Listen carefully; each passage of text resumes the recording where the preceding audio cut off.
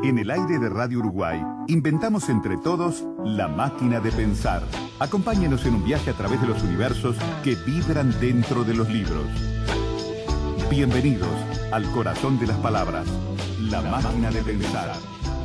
Conduce Pablo Silva Olazábal. Produce Gustavo Germán. Auspicia Biblioteca Nacional. La máquina de pensar.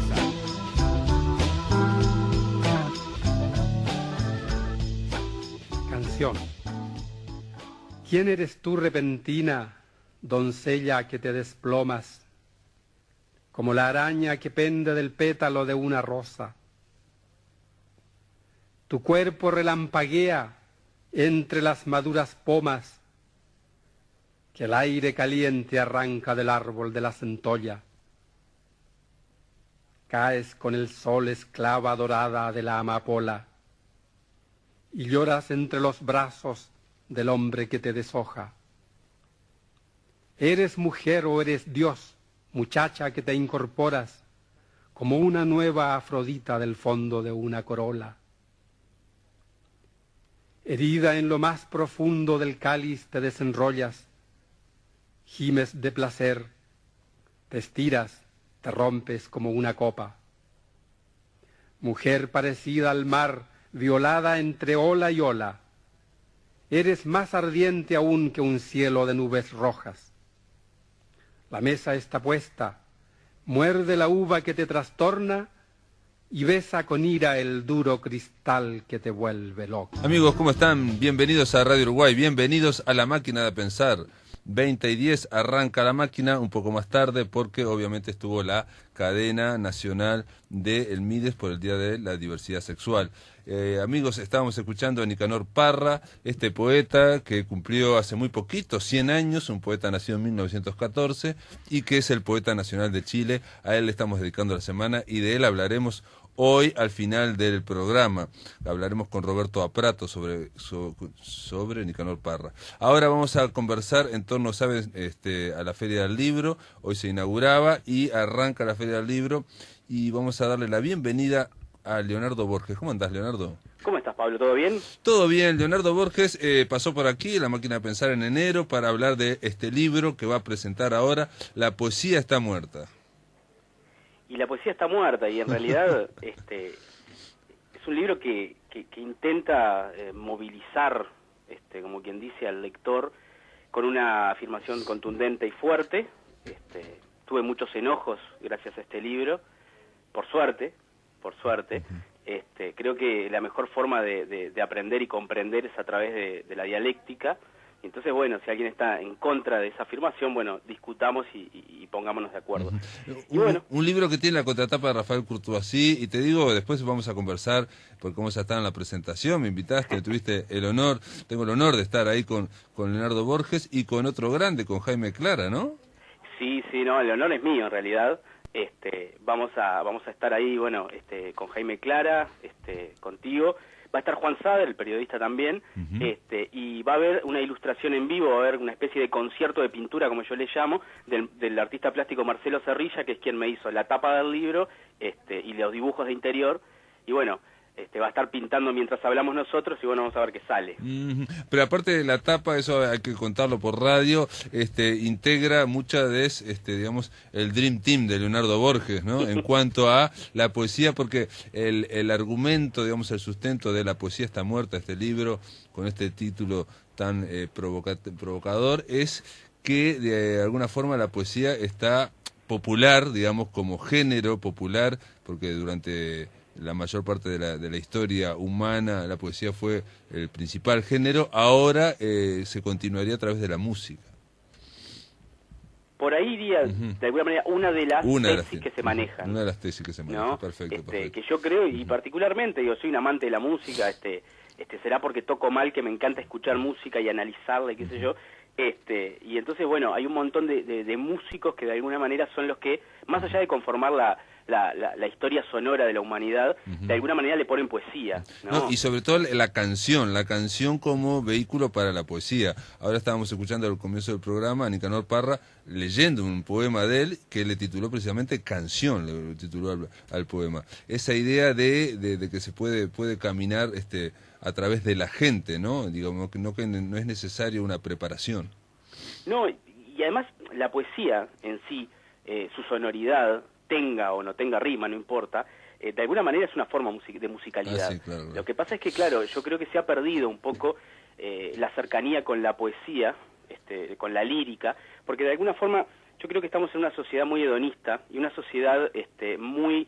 que quiere de alguna manera cumplir los deseos en este momento, entonces no tiene tiempo de reflexionar. Los medios masivos de comunicación, el Facebook, Twitter, todo es rápido, todo es ya, llame ya, y entonces de alguna forma no hay tiempo para reflexionar. Y la poesía, 3 versos, 4 versos o un soneto, no importa, de alguna manera te exige reflexión, porque vos sos parte de la poesía. No es como la novela, que es lo que hoy se vende, porque en realidad se vende mucha literatura hoy en día, pero se vende más la novela, y más que nada o autoayuda, ¿no? Pero particularmente la novela más simple, comienzo, desarrollo, final, un bueno, un malo, un tema o un asesinato, lo que sea, que es algo que a nosotros no nos involucra mayormente en la lectura, mientras que la poesía yo creo que nos involucra tanto y tenemos tan poco tiempo que en realidad ya no compramos poesía, ya no consumimos en ese sentido poesía. Vos sabés que después te decía que iba a conversar, pero esto es para otro tema. Hay un gran poeta uruguayo que vive en México, Eduardo Milán, que viene ahora, lo voy a entrevistar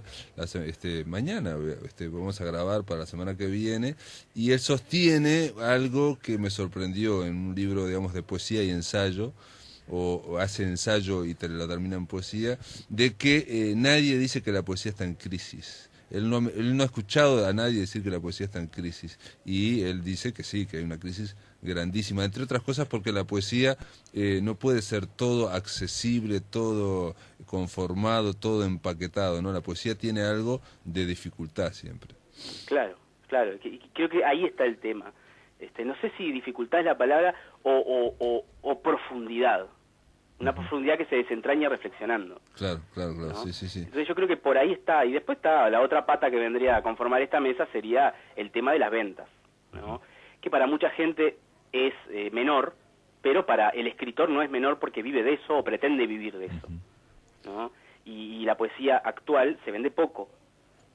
No es que no se venda, pero siempre está como en cierta élite en la cual, bueno, no logra levantar cabeza, por lo menos en Uruguay. No, y no hay muchas editoriales de poesía, digamos, aquí hay muy pocas, pero existe en España, yo siempre lo digo, existe la editorial Visor, que se dedica exclusivamente a poesía, es la editorial de mayor prestigio en la lengua española prácticamente, y se dedica a poesía y vende muchísimo, vende para toda América.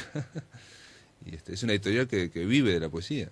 No recuerdo quién decía, la verdad voy a cometer un atropello, porque alguien decía, un argentino creo que era que decía, la poesía no se vende... Porque no se vende. Porque la poesía no se vende. Exacto, sí. Pero de alguna forma, bueno, en realidad La poesía está muerta es un ensayo de crítica, tiene poesía, porque justamente Rafael Curto así lo dice en la contratapa. Yo en realidad estoy diciendo la poesía está muerta, pero escribo poesía para probarlo. Claro, hay una contradicción. Y en realidad vos de alguna forma estás siguiendo el impulso de Nietzsche del siglo XIX de Dios está muerto. Claro. Pero ¿qué pasa? En sí mismo, ¿tá? Este libro, ¿tá? Es la negación de la afirmación. ¿Tá? Pero eso no deja de que de alguna manera yo tiro preguntas para que las conteste el lector. Hay un poco de humor en el libro, hay un poco de humor negro, hay un juego dialéctico, qué sé yo, en un momento hay un capítulo que es la locura, que es uno de los grandes temas que a mí me apasiona en la historia. Básicamente yo vengo del palo de la historia, y uno de los grandes temas que me apasiona es la locura, ¿no? Ahí tenemos a Foucault, tenemos un montón de grandes de grandes historiadores y filósofos. Y de alguna manera yo juego con la locura del poeta. Leonardo, perdóname que te interrumpa, pero me dicen acá que me queda muy poquito. Es simplemente, esto era una punta, Borges quiere conversar, yo también quiero conversar, Jaime Clara va a conversar, esto va a haber una especie de debate, dice, en la Feria Internacional del Libro. Esto es una invitación, amigos, esto es el miércoles, ¿no? El jueves. El jueves 2 a las 20 horas, Salón Dorado. Exacto, Salón Dorado. Ediciones de la Plaza, vamos a estar ahí y bueno, durante un rato, una hora, vamos a estar presentando este libro, La poesía está muerta, de Leonardo Borges. Está todo el mundo invitado, obviamente la entrada es gratis, es en vía libre y va a haber ese concierto de dibujos también, así que... va a haber algo para tomar también. Bueno, también, eso es de rigor. Leonardo, te mando un abrazo y nos vemos entonces el jueves. Muchas gracias, un abrazo grande. Chau, chau. En el aire de Radio Uruguay, La Máquina de Pensar.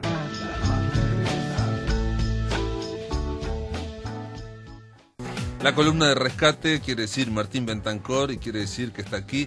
¿Cómo le va, Martín Bentancor? Muy bien, Pablo, buenas noches. ¿Qué traemos para rescatar? ¿Qué vamos a recuperar aquí en esta columna? Bueno, seguimos con los raros, porque nos gustan los raros. Los rarities, sí. Nos alimentan. Juan Rodolfo Wilcock, o J. Rodolfo Wilcock, como firmaba, sí. O J.R. Wilcock, J.R. Wilcock, como también solía firmar. En las traducciones, yo le vi en J.R. Sí, Wilcock. quizá algunos oyentes puedan, si no tienen libros de él o no lo leyeron, pueden tener alguna traducción de él, porque en una época fue frecuente en Argentina él editó muchos libros, se editaron muchos libros que eran traducciones de... En la revista, en la editorial Sur había muchos, ¿no? Sí. De Graham Greene, me acuerdo. De Graham Greene hay varios, sí. Sí. Hay varios, junto con Pezzoni, eran dos de los traductores medio estrella, digamos, de Sur, y Aurora Bernardes. Tradujo, te nombro algunos, Kafka, Eliot, Graham Greene, Virginia Woolf, Joyce, Beckett y Kerouac. Son algunos de los autores que tradujo Juan Rodolfo Wilcock, pero no vamos a hablar hoy como traductor, de Wilcock traductor, sino que vamos a analizar un poco quién fue esta suerte de personaje, porque creo que está bien dicho personaje, porque él mismo construyó una suerte de personaje alrededor de su vida, encapsulándose, digamos, de cierta forma, porque realmente de su vida privada se conoce poco y él dejó que se conociera poco. Fue poeta, fue traductor, fue narrador y curiosamente se formó como ingeniero civil por la Universidad de Buenos Aires, aparentemente un ingeniero civil muy competente, trabajó en ferrocarriles del Estado, trabajó en diversas obras a lo largo y ancho de Argentina, y en un momento renunció para dedicarse a la escritura.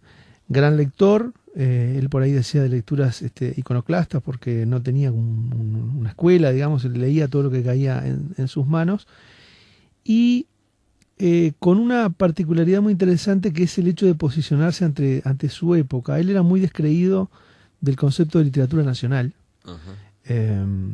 Era traductor, dice, inglés, francés, italiano y alemán. Sí, se defendía. El hombre se defendía. Veo a la Argentina como una inmensa traducción, dijo en un momento. Sí, es una frase interesante. Pero no sé qué quiere decir. Yo creo que supongo yo, que tendrá que ver con los orígenes de muchos de los escritores, ¿no? Bueno, él era hijo de un inglés y de una argentina, y él en un viaje que hace, era muy amigo de Bioy Casares y de Silvina Ocampo, que eran en matrimonio, en el año 51 recorren Europa, tenían mucho dinero, ¿no? Hacen un largo viaje por Europa, él llega a Italia y se enamora de Italia. Y unos años después, en 1957, se instala definitivamente en Italia y ya no vuelve a Argentina muy ocasionalmente. Pero él no solamente se establece en Italia, sino que empieza a escribir en italiano.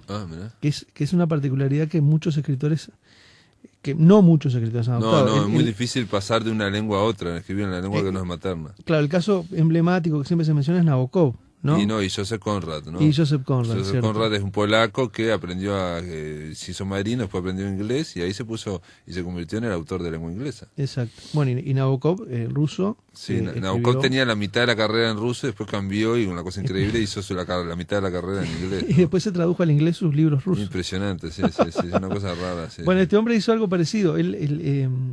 Cuando él se establece en 1957 en Italia, aclaremos primero que él nació en 1919. O sea que se establece con... Es más chico que Nicanor Parra, que cumplió 100 años, ahora que nació en el 14. Sí, y vivió menos, definitivamente. Murió con 58 años. En el 78 murió. Él cuando se establece en Italia con casi 40 años, con 38 años, él ya había publicado en español varios libros de poesía. Él era básicamente conocido como poeta y era crítico de la revista Sur, un crítico muy connotado, pero además tenía una obra interesante como poeta. Dicen los críticos que, yo no he leído tanto la poesía de él, de hecho tengo solo dos de los libros de poesía, pero que hay un interesante juego entre la tradición y la modernidad, que es una lectura muy amplia, ¿no? Sí. Ahí metes mucho poeta. Pero están las formas tradicionales, digamos, pero hay un juego con los temas, en fin. Bueno, él publica 6 libros en español, de los cuales 2 de ellos, que son Sexto y Los Hermosos Días, que son los últimos, se consiguen relativamente fácil, editados por Sudamericana. Sexto es un libro que en una época en las librerías de Montevideo aparecía 2x3, aparecían varios ejemplares saldados en mesas de ofertas de librerías de viejo, pero cuando digo varios ejemplares digo varios. Sí. Ese libro es un libro finito de poesía, que es el último libro de poesía de él y el último libro que escribió en español. Él se establece en 1957 en Italia y empieza a escribir en italiano. Y ahí es donde está la obra más interesante de él, que es la obra narrativa. Los libros de Wilcox son muy particulares, son muy difíciles de definir.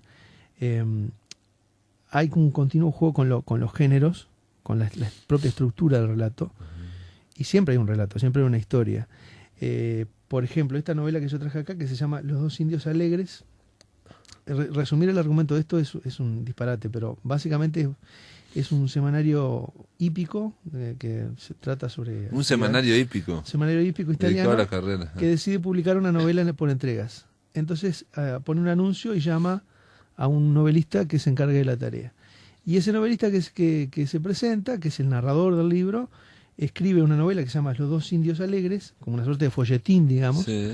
Y este libro son los capítulos de la novela, que son muchísimos, con cartas de los lectores que escriben comentando la novela, con anuncios que aparecen en el semanario hípico, con algunos estudios filológicos sobre algunos términos que se deslizan en el... Y después aparecen, por acá a ver si vemos, aparecen recuadros, en fin, es una novela rarísima. ¿Es una especie de collage? Es una suerte de collage que le toma digamos, le toma el pelo al propio concepto de novela, digamos, en principio, sí. Y también a lo que significa contar una historia, ¿no? Porque el tipo va para adelante, para atrás, los capítulos no se suceden, por ejemplo, están supuestamente desordenados los capítulos de esa novela que se publica por entregas, en fin.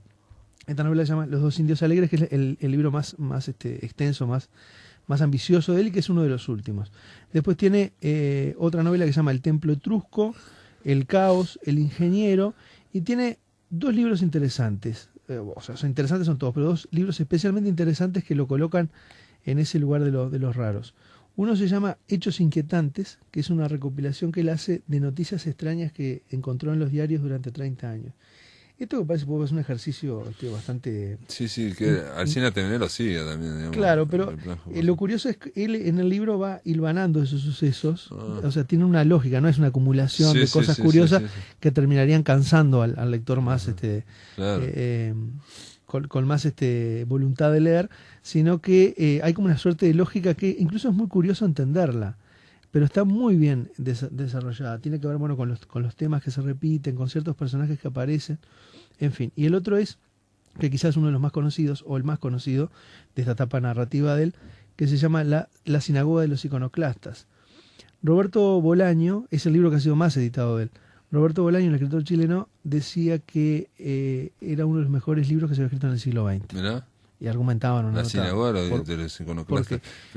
Tiene una que se llama La boda de Hitler y María Antonieta en el infierno. Sí, esa es una obra teatral que escribió en colaboración con un título importante, con Francisco Fantasía, que es un libro interesante porque imagina un triángulo amoroso de Hitler y Garibaldi y con María Antonieta en el infierno. Es como una suerte de larga humorada, que fue una de las últimas cosas que escribió. Pero vamos bueno, tuvo un pequeño papel en cine. Él era muy admirado por Pasolini. Pasolini decía que era uno de sus escritores preferidos. ¿Ah, sí? Wilco. Impresionante. Y le da un papel en el Evangelio según San Mateo, un papel menor. Pero a lo que voy es esto. Una de las prácticas en las que incursionó Juan Rodolfo Wilco cuando llegó a Italia. Además él viajaba mucho, era un hombre con una buena posición económica, y era muy solicitado, ¿no? Por revistas, por publicaciones. Una de sus ocupaciones fue la de inventar autores. Esto es una práctica muy extraña. Eso le encantaría a Bolaño. Sí, que Bolaño yo creo que fue una... Literatura nazi en América es eso, es un... Es que vos sabés que la literatura nazi en América le debe muchísimo a este libro que hablamos recién, que es La Sinagoga de los Iconoclastas, que es en realidad, La Sinagoga de los Iconoclastas es una colección de biografías de inventores. Todos apócrifos, ¿no? Todos inventan, sí. Todos Bueno, inventores inventados. El que lo inventó primero también creo que fue Marcel Schwab, ¿no? Exacto, en Vidas Imaginarias, en Vidas Imaginarias. Que Borges también lo tomó. Y bueno, y la literatura nazi en América de Bolaño es un poco... Es borgiana, sí, total. Sí.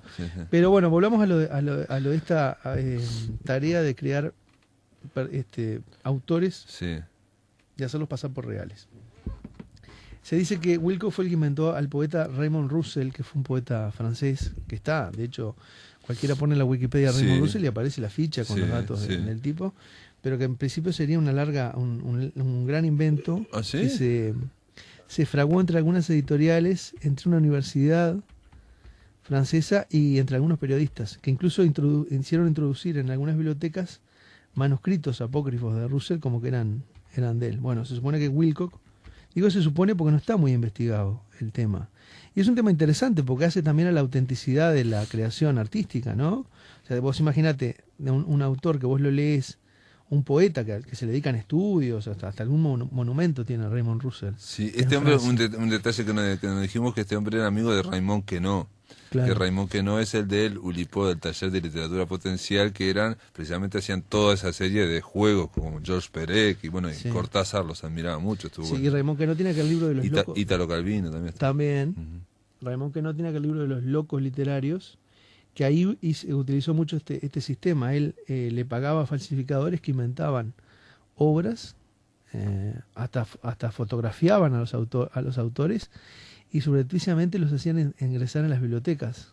Entonces, en una biblioteca perdida de algún pueblo o de alguna ciudad importante universitaria, aparecía una obra de tal autor. Y eso ya determinaba que se empezaba a investigar ese autor. Bueno, pero entonces voy a decir que Raymond Roussel está inventado. Acá en Wikipedia parece que no, como que no dice. No, Wikipedia en ningún momento dice que es inventado por... Y obviamente aparece también Vilamatas, que obviamente a él le encanta todas estas cosas, ¿no? El tema también. Vilamatas hace eso, ¿no? También de poner muchos escritores y contándote miles de cosas, y en el medio te mecha uno que está inventado. Sí. Es que esto de escribir sobre escritores... y sobre escritores inventados, que vos hablabas de Marcel Schwab, Borges, ¿no? Obviamente. Bolaño, este caso de Vilamatas que mencionabas vos recién, el propio caso de Wilcock, es muy interesante porque incluso tiene distintos puntos para analizar, ¿no? Un poco, por ahí está el tema de quién es el verdadero dueño de una obra de arte, o quién es el verdadero autor, en todo caso, y empieza a señalar la diferencia o la débil línea que hay entre la vida privada y la obra. Y también, ¿no te parece que es una forma de señalar también de que todo en un libro puede ser ficción? Todo puede ser ficción, digamos, ¿no? O sea, la idea de que, un poco la crisis de la ficción, ¿no? De que todo se puede desconfiar de todo, ¿no? Sí, incluso se desdibuja el concepto de autor, ¿no? O sea, primero se desdibujaron, digamos, con Borges y otros más, las fronteras entre ensayo, entre cuento, entre poesía, ¿no? O sea, Borges escribió un artículo llamado El acercamiento al Mostacín, sobre una reseña crítica sobre un libro y un autor que no existió. Y después y lo publicó como ensayo en los artículos. Después apareció en otro libro publicado como libro y como cuento, porque es un cuento. Pero en realidad es una reseña. Sí, eso, los autores que trabajan ese nivel de la literatura, de la creación literaria, a mí ¿te gustan? Me merece especial atención. Ahora un paso más adelante es ya no cambiar los géneros y pasar una cosa por otra. Un paso más adelante es inventar a un escritor que haga esas cosas. O sea, que hasta él se ha inventado, ¿no? Claro. Ese sería un lindo desafío.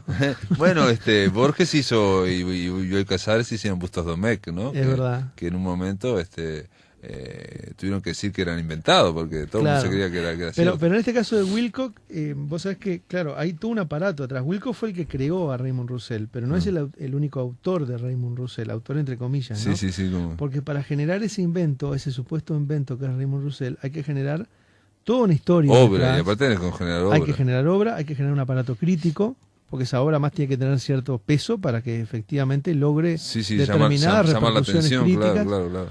Una suerte de gran engaño colectivo. El caso de Raymond Roussel es como el más emblemático de estos personajes que creó Wilcock. Pero bueno, para ir redondeando un poco sobre Perdón, y me dijiste en un momento que él descreía de la literatura nacional. Obviamente se cambió de idioma, inventó escritores. ¿Por alguna otra razón? No, yo creo que es el caso de la literatura nacional se refería específicamente al ejemplo argentino, que además él conocía por estar en estrecha relación con el Círculo del Sur, de Victoria Ocampo, Borges, Bioy, Silvina Ocampo. Conocía todas esas rencillas que habían y esa suerte también de cuestión de clase que había, ¿no? De esa especie de lucha o de diferenciación que había entre algunos ámbitos, ¿no? Entonces eso en un momento lo terminó asqueando y fue una de las causas, porque también hay razones políticas que hicieron que él emigrara, que se fuera a Italia y se estableciera en Italia. Con respecto a los libros de Wilcock, bueno, es un autor que se consigue fácilmente. Editorial Sudamericana editó toda la obra narrativa de él en traducciones. Hay algunas traducciones que son de él, las menos, otras son traducciones, que es interesante, ¿no? Una persona que escribía en español, otra que escribía en español, termina siendo traducido al español. Sí. Ernesto Montequín, en este caso, es el traductor de Los dos indios alegres, pero se consigue, es un autor que se consigue con cierta facilidad, y Sudamericana es una editorial que anda a la vuelta, hasta ahora. Vuelta. Bueno, J.R. Wilcock es un hombre que en realidad habría que hacer una semana, ¿no? Habría que investigarlo más, porque debe haber gente que le debe gustar mucho, investigadores, porque es un caso raro en la literatura argentina, porque aparte ni siquiera es reivindicado, ¿no? No, pero bueno, por lo menos está presentado acá en la columna de Rescate y nada más. Gracias por estar acá. Gracias a vos, Pablo. Para empezar a Nicanor Parra, por varias razones, muchas razones que son objetivas y muchas razones que son subjetivas, como siempre. Claro, esas son las mejores, el entusiasmo. Las subjetivas, empiezo por las subjetivas. Nicanor Parra, para mí, fue uno de los poetas, probablemente el poeta que más me influyó, si bien yo no escribo como él. Influyó mi manera de concebir la poesía, de entender la poesía, en los años en los cuales yo empecé a formarme como poeta, empecé a escribir.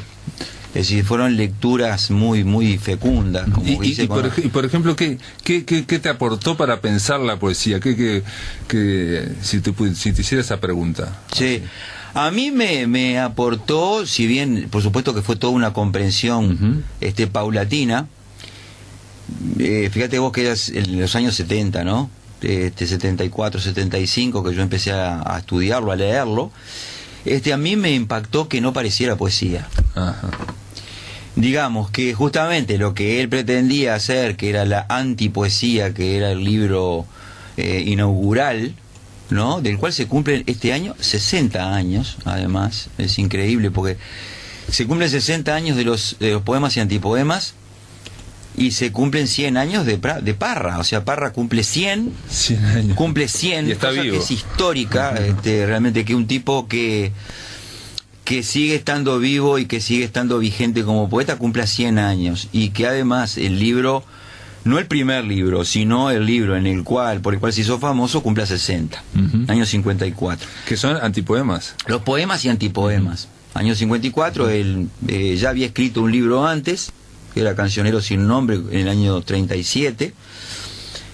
Ya era profesor de física, ya había ido a hacer un estudio de doctorado en Estados Unidos, había hecho una cantidad de cosas, y ahí publicó Poemas y Antipoemas, que le llevó 12 años, y a partir de ahí empezó a sacar otros libros, como Versos de Salón, como Canciones Rusas, como Los Artefactos, como Hojas de Par, un montón de cosas. O sea, A mí me impactó, te decía, las razones subjetivas están en la influencia, en una cosa muy fuerte que a mí me golpeó cuando leí los primeros poemas de Parra, los primeros poemas que leí yo, no los primeros poemas de él, sino eso de que no pareciera poesía y sin embargo eran poesía.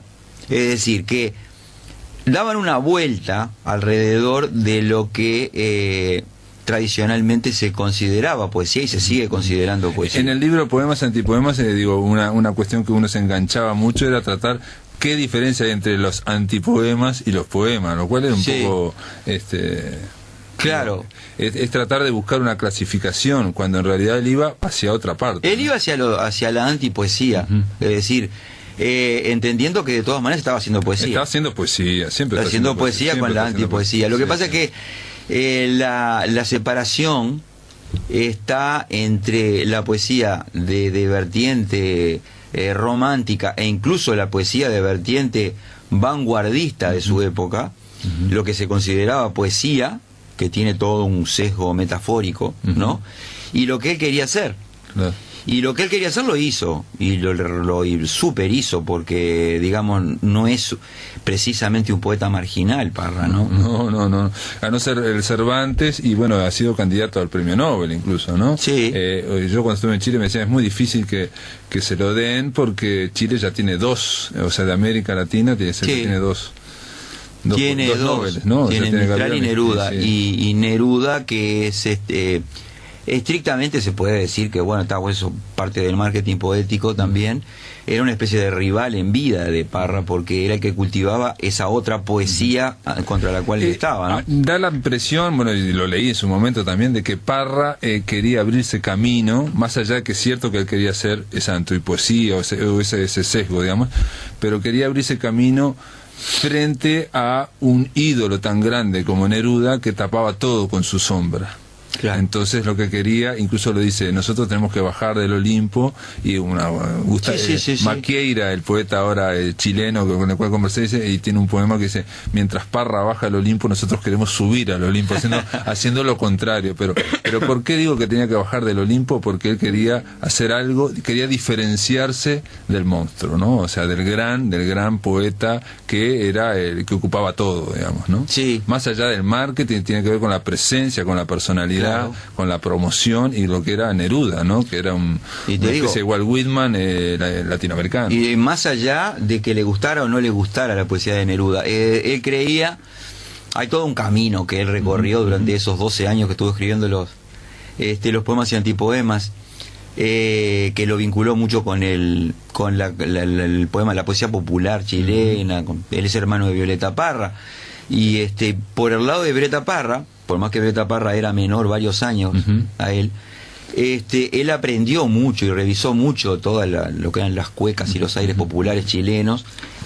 Porque Violeta Parra también hizo un trabajo folclórico, de investigación, de ir al campo a investigar, de recopilar, y esa investigación folclórica, de ir a la gente más humilde y más lejana, eso también tiene que ver con la poesía. Claro, él trató de encontrar un camino que no estaba en el folclore, que no estaba en el folclore chileno, por más que él lo respetaba mucho y que escribiera cuecas. Hay un libro entero que se llama La Cueca Larga, que tiene más que ver con otra cosa, que es el trabajo de poesía, el trabajo con el lenguaje poético, pero a partir de la oralidad, de cómo se habla, de cómo se dice, es el habla directa, es la entrada. Para mí Parra fue eso, ¿no? La entrada del habla directa al lenguaje poético. Y pregunta, Roberto, también, y en esa oralidad, en ese hablar, en esa búsqueda de la frescura, digamos, de que te están hablando, ¿no? Sí. Escribir como que estás hablando, el humor tiene también, o cierta ironía tiene que ver, ¿no? Sí. Hay un humor, pero es un error considerarlo un humorista, ¿no? No. O sea, eso fue lo que durante mucho tiempo constituyó su fama también, no por sabía. El estereotipo era que era que anularlo, porque es una manera de ridiculizarlo también. Durante un tiempo era un poeta menor que escribía unos poemas que no parecían poemas, que estaban estrictamente por debajo de la... Sí, que hacían gracia, digamos. Que hacían gracia y que en eso se quedaban. Pero hay todo un trabajo muy serio con el lenguaje, y que yo creo que muy poca gente lo ha hecho, si es que alguien lo hizo, que es el de tratar de encontrar en los temas cotidianos y en el habla cotidiana un material propicio como para escribir poemas.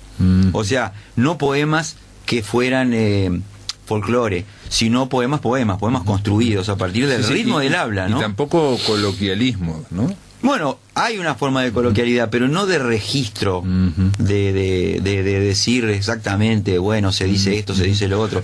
A diferencia de, digamos, la semana pasada viniste vos y estuvimos conversando de Emily Dickinson, dijimos que, bueno, que no se le notaba a la biblioteca, no se le notaba lo que había leído. En el caso de Parra, por más que él está haciendo esta oralidad, todo eso se le nota porque él continuamente, sin mencionarlo, está aludiendo a grandes escritores. Está aludiendo, está parafraseando. Él tradujo a Shakespeare, además. Tradujo el Rey Lear y tradujo Hamlet en una época, en un momento de su vida, por ahí por los años 70. Frecuenta y conoce la poesía. Pero hay una cosa que es muy importante, y es que Parra, digo, es físico y profesor de física. Y estuvo en la universidad, incluso durante la época de Pinochet. Y viene de otro lado, o sea, no viene de las letras. Él no estudió letras, él estudió física y matemáticas y mecánica. Era profesor de mecánica. Entonces eso le da como una especie de ojo nuevo como para encarar la poesía y encontrar, digamos, correr la línea de lo pertinente en poesía.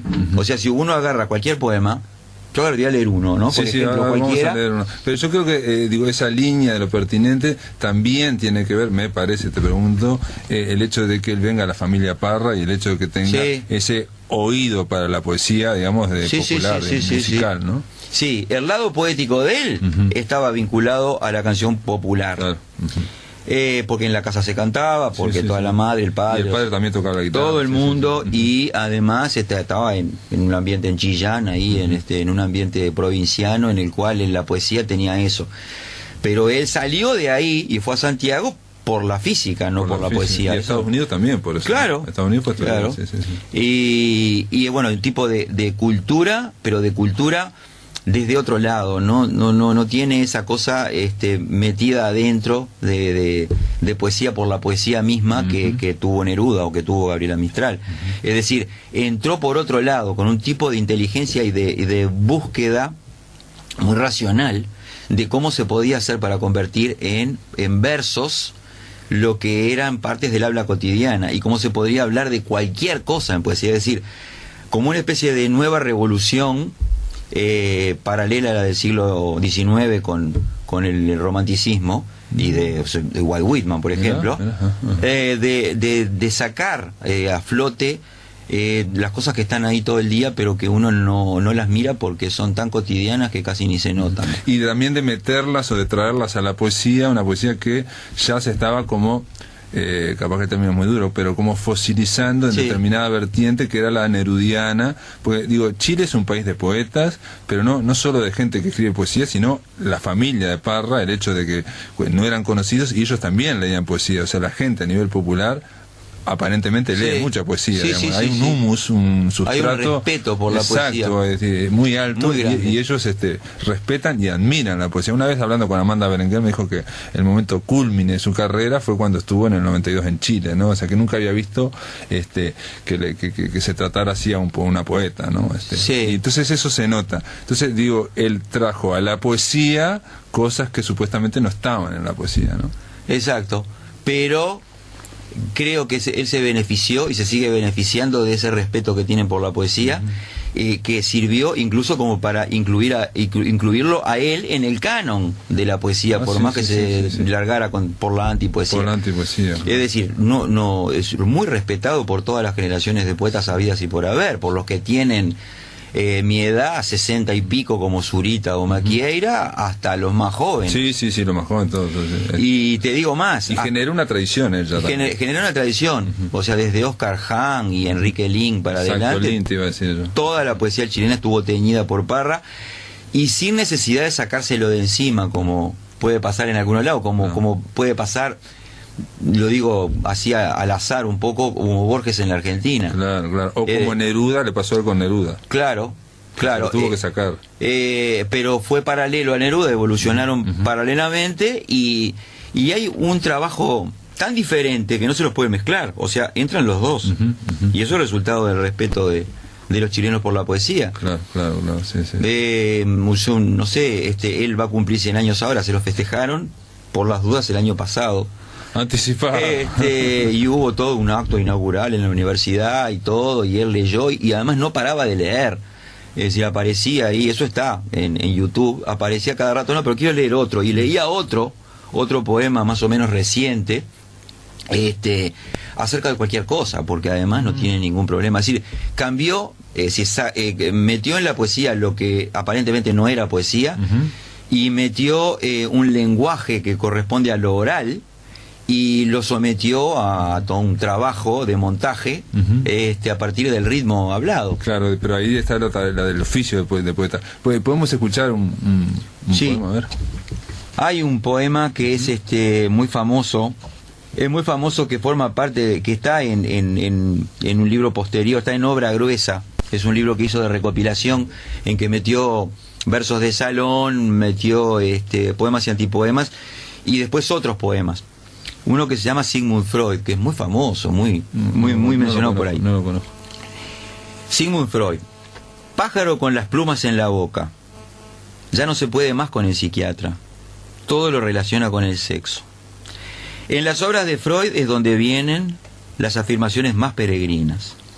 Según este señor, los objetos de forma triangular, pluma fuente, pistolas, arcabuces, lápices, cañerías, guaripolas, representan el sexo masculino. Los objetos de forma circular representan el sexo femenino. Pero el psiquiatra va más adelante. No solamente conos y cilindros. Casi todos los cuerpos geométricos son para él instrumentos sexuales, a saber, las pirámides de Egipto. Pero la cosa no termina ahí. Nuestro héroe va mucho más lejos. Donde nosotros vemos artefactos, vemos, digamos, lámparas o mesas, el psiquiatra ve penes y vaginas. Analicemos un caso concreto. Un neurópata va por una calle. De repente da vuelta a la cabeza porque algo le llama la atención.